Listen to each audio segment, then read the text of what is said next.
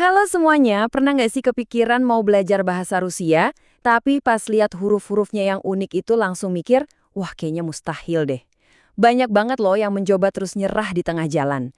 Tapi tenang aja, hari ini kita bakal bongkar jalan pintasnya, biar kamu bisa langsung ngobrol pakai bahasa Rusia. Coba kita jujur-jujuran deh.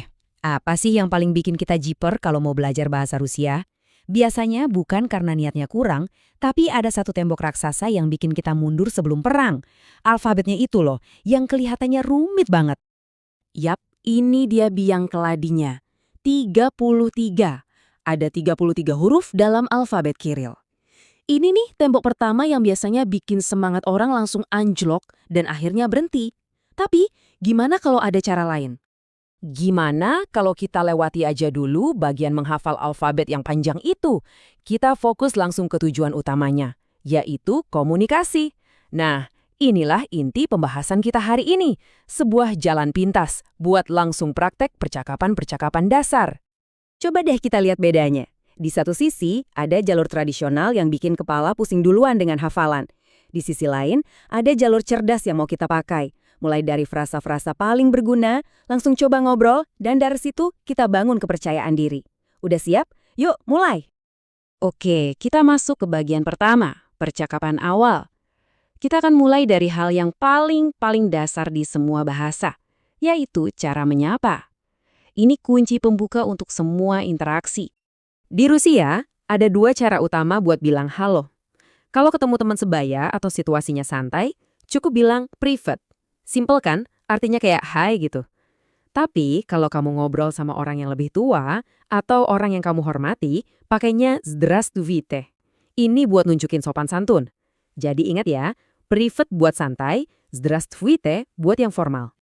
Selain halo, kamu juga bisa menyapa sesuai waktunya. Kalau pagi, ucapkan dobroye utro. Kalau udah siang, bilang dobry den. Dan pas sore hari, pakainya dobry večer. Coba deh bayangin kamu ketemu orang Rusia, terus langsung nyapa dobry den. Wah, mereka pasti bakal terkesan. Sekarang, yuk kita rangkai jadi percakapan super simple dalam 3 langkah aja. Pertama, sapa. Kedua, tanya kabar mereka. Dan ketiga, kalau mereka tanya balik, kita jawab dengan sopan. Ini kerangka dasar yang bisa langsung kamu pakai kapan aja. Nah, ini dia pertanyaan andalan kamu. Kak Dela, gampang banget diucapin dan berguna banget. Jadi, setelah kamu bilang privet atau dobry den, kamu bisa langsung lanjut dengan Kak Dela. Ini bikin obrolan jadi ngalir alami. Terus, gimana kalau ada yang nanya, Kak Dela ke kamu? Jawaban paling gampangnya adalah korosho, yang artinya baik. Tapi, jangan berhenti di situ. Penting banget buat nambahin spasibo, yang artinya terima kasih. Jadi, jawaban lengkap yang sopan itu korosho, spasibo. Oke, kita masuk bagian kedua, kata kunci harian. Setelah bisa nyapa, sekarang kita tambah beberapa kata penting yang bakal sering banget kamu pakai. 3 kata ini adalah fondasi. Da itu buat iya, nyap buat tidak, dan naverna buat mungkin. Cuma dengan 3 kata ini aja, kamu udah bisa jawab banyak banget pertanyaan simpel.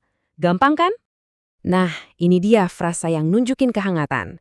Bilangnya rada vidjet kalau kamu seorang pria dan rada vidjet kalau kamu seorang wanita.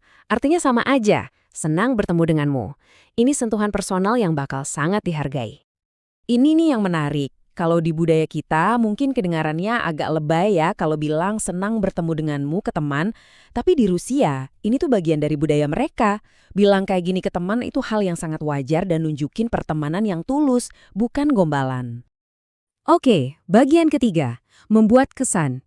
Sekarang kita bakal belajar beberapa frasa yang mungkin nggak dipakai setiap hari. Tapi sekali kamu pakai, wah dampaknya bisa luar biasa.